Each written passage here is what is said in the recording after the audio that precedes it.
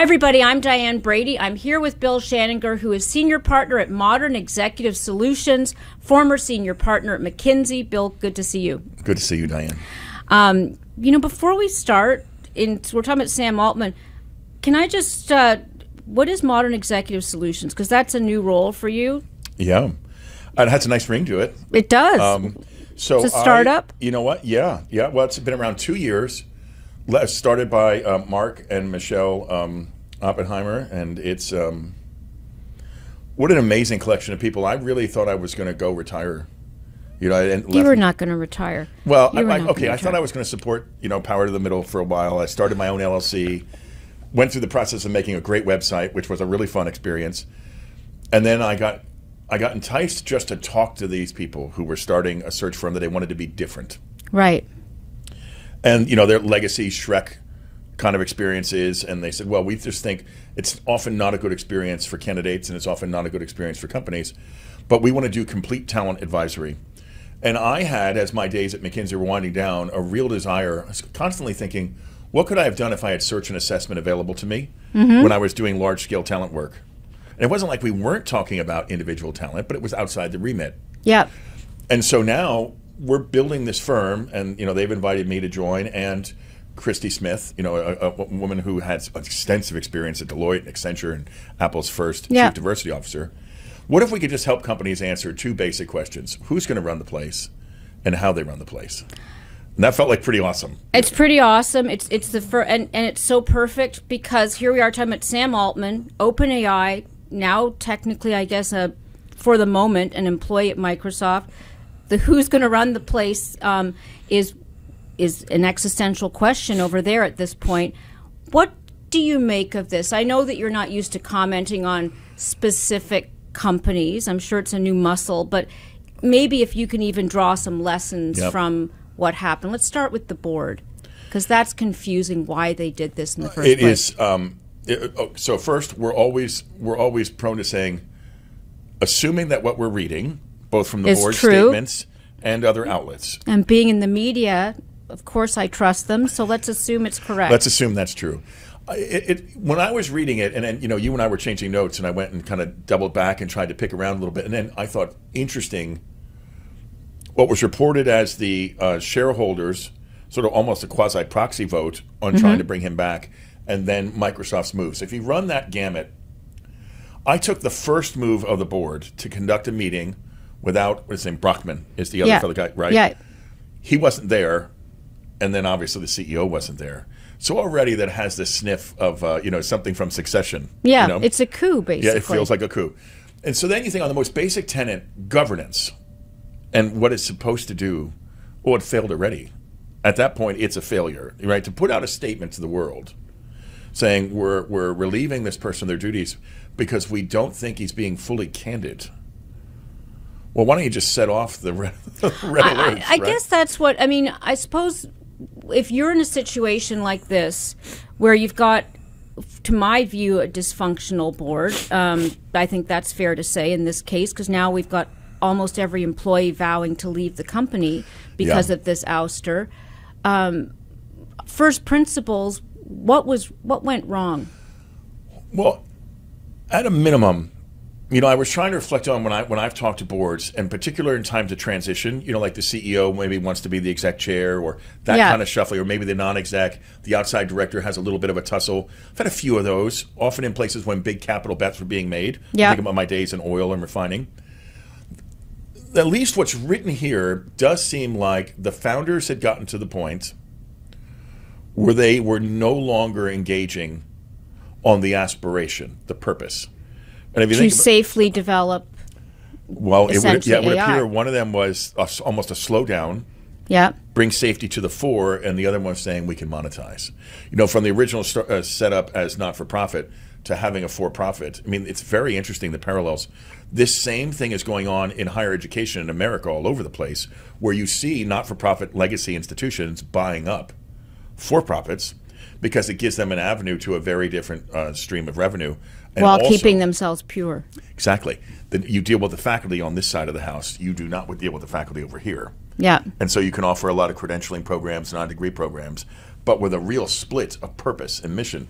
So when I was reading this, I felt like whatever therapist was supposed to be helping the board and the founders, and let's limit it to the founders for a second, it would appear they just stopped talking at a really important level. Like, what are we actually trying to do? Well, he was blindsided. I was at the APEC meeting. He spoke on stage. You know, there was no indication of any discord at OpenAI. You know, I don't know if I trust the reasoning about this sort of divergence of aspiration, because when I listen or look at the language they used, it was about trust, it was about communication. It feels very personal as opposed to strategic.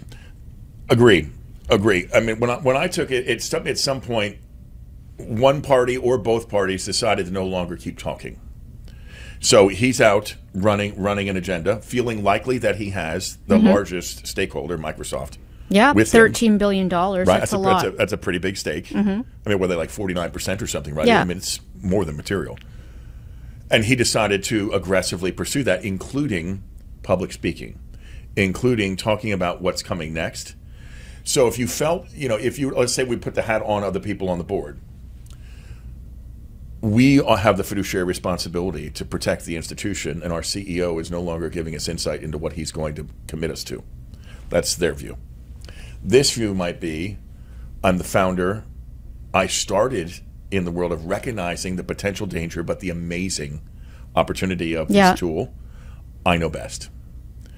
And I have likely, I mean, think about when things go off the rails, you often have a few cognitive distortions, one of which is assuming you have moral superiority, you have the high ground, and or thinking it's not going to impact you, what can they do? Myth of genius in some ways. Yeah, it's a hubris. Hubris, even if well-intended, some of it did smack of hubris. I mean, for the two founders who sided up with the board, that felt a little bit like Brutus to me, honestly. Yeah, A2 Brute kind of thing, for sure. Right? And then for the CEO, the fact that he was so smacked by it, it almost harkened back to me and maybe the mythology of Jobs being fired. Well, there's been a lot of comparisons to Jobs being fired, including the fact that Jobs ultimately came back to Apple, and there was a long period in between as opposed to days and weeks, which seems to be what's being discussed here. But you seem more sympathetic to the board than I've seen in a lot of the coverage. I mean, I'm hearing people cited as, I think the Y Combinator founder, Paul Graham, said misbehaving children was how he described them. Do you feel like, it seems like you think fault is equally shared potentially in this case? I do. My instinct was the board should all resign, all of them, but not for firing him. I believe they should resign because they got to that point. I mean, good, robust board governance should be meaningful conversations with, I think, no rose-colored glasses at all, an honest reckoning of who are we, how are we going to have impact or make money, and what kind of place do we want? Classic questions you and I have talked about before, purpose, strategy, and culture. Then you can get down in the weeds of structure and operating model. Okay, who cares? This stuff, the what are we, the things that people sign up for to participate in, it feels as if one group thought they were sticking with the plan and the other group thought it was time to change, and they stopped talking. Not all that different than a lot of marriages. Very true. Right? Now, there's a certain Faustian pact you'd think one would forge if you're taking $13 billion of Microsoft's money and you're thinking that you're going to stick with this nonprofit mission to make the world safe from AI. Let's switch to Microsoft a second, because they're in a difficult position. Satya Nadella came out and immediately almost hired Altman, in essence, to head up a mini company within Microsoft. What do you make of that? Well, I think you're doubling down on your bet, right? You're protecting the investment. I think I would have done the same thing. Short of finding that he was off doing something inappropriate. He needs to be clean. Right. Full stop. And there are some real things there as the CEO he signed up for, including disclosure. Right. So, I mean, for sure, I'm not a governance expert, but we know the basics. You do actually have to tell the truth. So assuming that's not there, I absolutely I would have gone and got him. And if everybody moves over, obviously there's going to be issues of IP going back and forth. I mean, that's getting too much into the weeds. Yeah, I was reading something about the nature of the investment did allow a certain amount of IP transfer. Of IP moving back and forth. It smacked me also as someone who's just classically overplaying their hand. And like the board overplaying their hand? Yeah, completely. I mean, I just, in the first instance, he was a little public, if you believe the story. He was a little public in showing, I'm taking this thing the way I want to. So there he's both alienating the other founders, or at least two of the other founders, and the board. And, he wouldn't be the first founder to, even after taking in outside capital, assuming that he knows best. It's interesting that one of the co-founders who'd initially been part of the team ousting him has now basically changed his mind and said he regrets it. The Ilya Sutskever, I believe is his name. Is that so? Whereas Mira and the Ilya were in the first instance they were on the other side. Yeah. And I'm trying to think of. It's hard to know how this is going to play out. It does look like, at the very least, whatever OpenAI is or was will continue to be led in some capacity by Sam Altman. Whether it's by virtue of everybody moving over to this new entity, or most likely the board being kicked out. What is the remedial needs at this point? Because now you've clearly got a culture that is at odds with each other. What does one do in this situation? Because ousting 3 people does not seem to me to solve the problem. No, I don't. I mean, look, my first instinct was someone needs to be the adult in the room. Who is that in this case? Well, I mean, I had said I thought the whole board should resign just because of how it had occurred. You could argue you could insert and reinsert new lead outside directors. I mean, Microsoft wasn't even on the board. Right. I mean, I think that's interesting. Yeah, I think you forced. Well, you could argue if it was really about the science and in the not-for-profit, ethos. Who needs fine. Microsoft? Okay. Yeah, they love it and they know, hey, it's going to benefit everyone, kind of thing. I think now we're well past that, right? And so I probably some new outside leadership for sure. I think you probably have to go to a non-exec chair, right, with a heavier hand. And then just, it's not unique to them, but in many founders, when you see them, at some point, they love the idea of the long game and what's possible. They lose sight a little bit of the day in and day out execution, the day in and day out mundane nature of governance, reporting. Leadership. Right? Yeah, and leadership. If you think about in tech in particular in the last couple years, complaining, why do we need any middle managers? Well, I mean, harking about oversight, constantly not wanting oversight. There's a level of naivete that often shows up in this sector in particular. That's a little astonishing. So you have, but what do you see with many people who are over-indexed or high beta in one area? Crazy spiky and brilliant, but just egregious levels of just ignorance. So yeah, the social, the EQ stuff. It's funny, when I was at APEC, Asia Pacific Economic Cooperation, it was hosted in San Francisco, and I was struck by the fact that so many of the tech leaders came on stage and left, and all these people had flown from around the world. Right.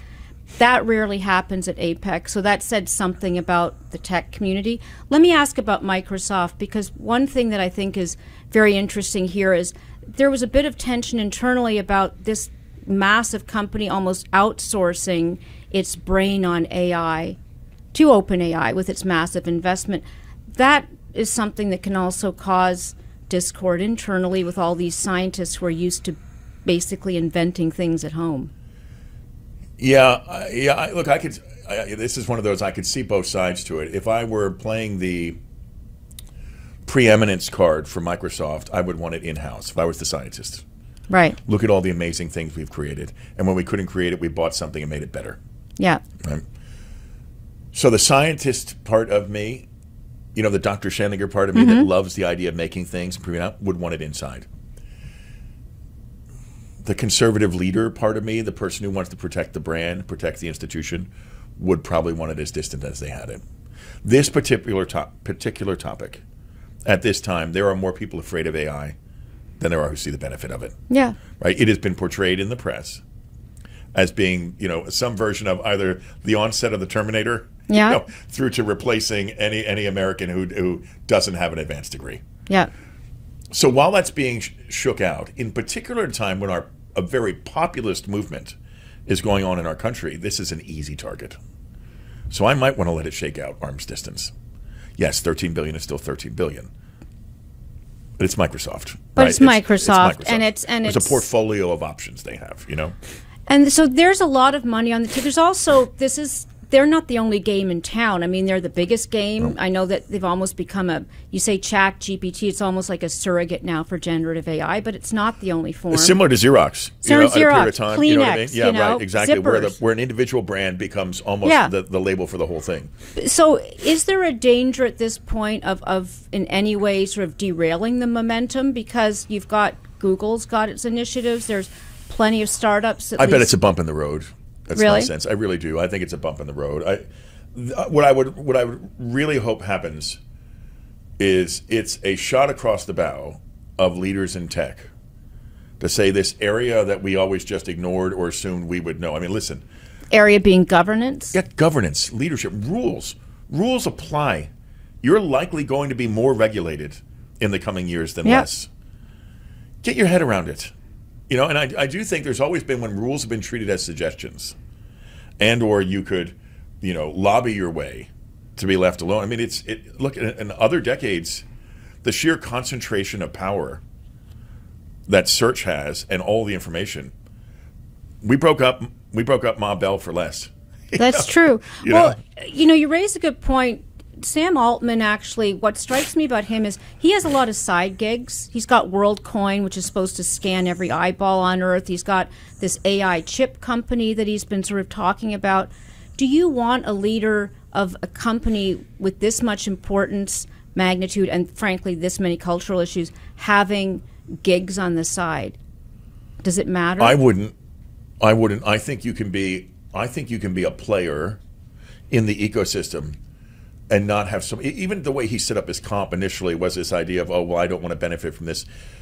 But when you look at the side bets and the equity stakes, you know, that sort of stuff. I mean, that's like, you know, Google guys paying themselves $1. You're like, but. Yeah, exactly. It's like, come on. Yeah, you own a big actually, stake. what you've just done is a really a tax preferential way to deliver wealth. Yeah. Right? So, I mean, come on. Yeah, so I would not, for me. I wouldn't. I mean, it's a bit like a few years ago when you started seeing, particularly in the era of conglomerates, and people putting everybody on their own boards. Yeah. You say, well, how are we actually getting governance if you're on 8 boards? Yeah. So, like, just good like women rules. CEOs. Everybody wants a woman CEO, and there aren't that many. And all of a sudden, you're like, gee, that's a lot of big boards you're on. Yes. How are you doing your day job? Yeah. Well, exactly. Right. I mean, the UK, Western Europe, and particularly the UK, for a long time, had even just a departure from the US in terms of how they viewed a separation of chairman and CEO. Mm-hmm. Now, I don't know that there's much in the way that data suggests that one model is better than the other for short-term performance. I don't think there is. I do know from the optics of separation of power, it's a good idea, right? And if you can be challenged by an outside lead director or even an outside non-exec chair, it's okay. I'm so used to basically a dysfunctional CEO and the board having to step up to take action as a fiduciary. This is a case to me where, you know, certainly Sam Altman has issues, but it's a dysfunctional board. So let's say that they leave. I don't know how it impacts the mission of OpenAI, but again, you know, from the position that you're in as somebody who has really looked at creating organizational health, any particular steps that one might take to at least get on the road to health here? Yeah, I mean, you know, it makes me wonder if the breakdown, it's a fascinating parallel to sports. Over the past weekend, Jerry Jones, the owner of the Cowboys, was on the air mending his longtime fracture of a relationship with the coach that made the Cowboys, while during his tenure as owning it.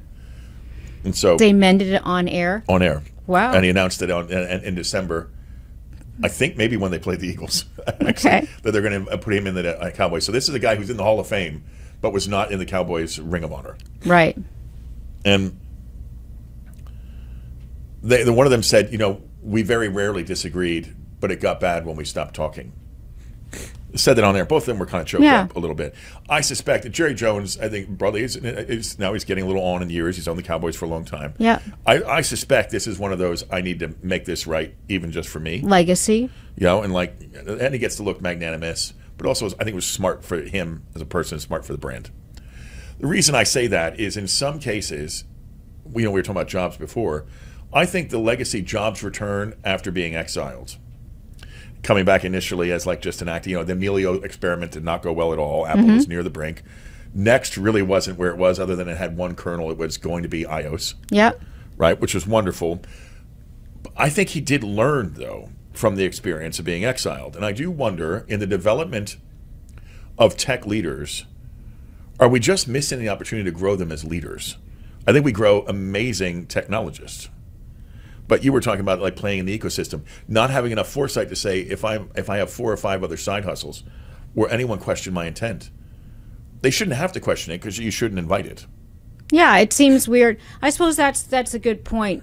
Are there lessons to be gleaned here for Sam Altman? And insofar as he's landed in a good spot at Microsoft, if he ends up running the company again, that feels like a missed opportunity if he doesn't change his. If he doesn't change his. And now you had asked about the board. Let's come back to that one for a second. I feel the board is a little bit like parents who have come to the realization the kids have figured out, I can't actually force you to eat your food. Yeah. Right? They call their bluff. What actually happens? And then many parents don't know how to retreat to something that really matters. Mm-hmm.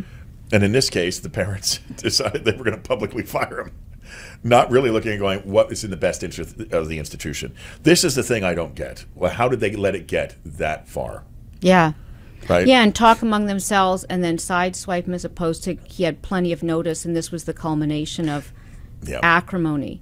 Yeah, certainly the whole your founding partner and your buddy's also not going to be in the room. I mean, it really did smack of Succession. I think it does. Well, hey, it'll make for a good TV show down the line then. But so to sort of return full circle to you as somebody who has dealt with many clients in maybe not similar situations to this, what else is on your radar when you think about what's next? For all of these players, we've got Microsoft, OpenAI, we've got Sam Altman, as a leader. Well, I mean, certainly during my time at McKinsey, we had gone through our own rather profound experience with risk, down to things like, when I was first elected partner, one of the things that we discussed was any partner could commit the firm, in terms of serving clients, going through a real reckoning over, does that serve us well? When at that point there's 1,500 partners now, 2,500 partners or whatever. Too democratized, because all of a sudden somebody's like, run? I want to work with the Crown Prince. What's your problem? Sort of thing. Yeah, right. For example, I want to serve certain kingdoms, right? As a senior partner at the time during that period, there were times when I thought, whoa, hold on, you're taking away some of my freedoms, and but when you tip the lens on, when you stop thinking about me and what I don't like about being told no, and put on the lens of how do I protect this institution that I say I love. Yeah, and the brand of McKinsey. Then it makes sense, right? Now, I'm not saying that, OpenAI is McKinsey, but what I mean is there are times when the work you're doing is so public, and they are clearly, as we said, the point of the spear. Totally. On this, right? Yeah, completely in the spotlight. Almost ubiquity at this point, right? Why aren't they thinking about the populist trends in the U.S., the fear in the United States, the global move of thinking that tech has gotten too powerful? I mean, there's just these exogenous forces, as you said, becoming existential questions for the world. Mm-hmm. Will we allow the robots to think for us? Obviously, it's not robots, but that's how it's being portrayed. Yeah. Why aren't they on top of that? Why do you have a CEO out ahead of the board on what's coming on product development? I mean, think about the amount of time the automakers, you had the early automakers saying, we're going to push in, and announcing it with nothing. You had the automakers quietly shedding talent to tech, right? And then it's like, there are ones that want to be on the front foot, the ones that make claims, the one that were trying to lobby cafe standards to keep them back, like real splits. In almost all cases, it was, can we shape the market or can we drag our feet and hold back on the market? Protect what we have. Exactly. Or be a disruptor. These guys are clearly in the disruptor seat. Yeah. But with being the front disruptor, you're going to get things thrown at you. Straight compliance, straight risk. I mean, why weren't you wargaming? What happens when everybody turns on you? And in this case, they weren't even considering the implications of what happens if they turn on each other. Yeah. To me, it's just a failure of governance. It is a bubble. It does feel like this is all existing in a bubble, as if nobody's going to care. The consequences are purely within our own family. Exactly. And what's going to happen? I mean, that to me is like, you didn't play this one out, right? You didn't think through what happens if we surprise the CEO with a firing.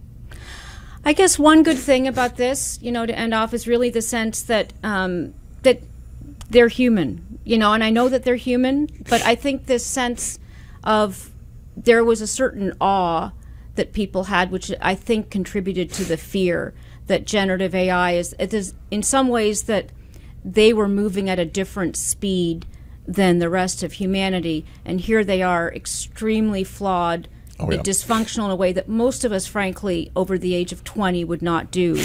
And that makes them look human, which I think makes the company look like it's in some ways just another company. Maybe creating a product that changes the world. That's right. But a company that can be flawed nevertheless, and frankly could use some scrutiny, could use some help. Well, so many darlings that are startups and get like explosive growth. In many cases, the underlying lattice that would look like, you know, in the human body, rapid growth and development of muscles without without bones that can hold it up usually breaks. Yeah. Yeah. I mean, remember long ago, People Express. Yeah. A darling airline collapsed onto itself, right? Because it just didn't have the internal supporting mechanisms. Yeah. That growth. I think anytime you have someone where the product gets way out in front of the company, or the iconic and then star-like CEO gets way out in front of the company, it will always fall. Always. Absolute power corrupts absolutely. Potentially, maybe not. With great power becomes great responsibility. There we go. We can. We're going to pull out the quote books right now. Bill, it's always great to talk to you. Thank you very much, and I look forward to the next conversation. No, it's so much fun. Thank you. Cheers.